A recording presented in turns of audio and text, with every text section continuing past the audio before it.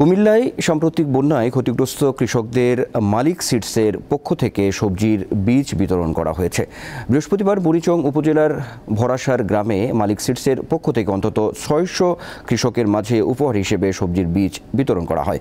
উপস্থিত ছিলেন বুড়িচং উপজেলা কৃষি কর্মকর্তা আফরিন আক্তার ও কৃষিবিদ ডক্টর শরীফুল ইসলাম সহ অন্যান্যরা। করলা, বাঁধাকপি, টমেটো, মরিচ ও মিষ্টি কুমড়া বীজ পেয়ে খুশি কৃষকরা।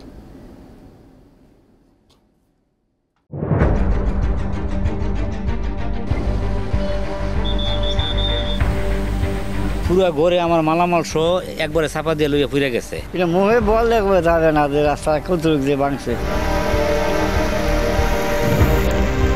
২০০ বছর আগের ঐতিহ্য মাটির ঘর ছিল, ওই মাটির ঘরগুলো একবারে ভাঙ্গা নিচে পড়ে গেছে। মানুষের তো অসহায়, করার কিছু নাই।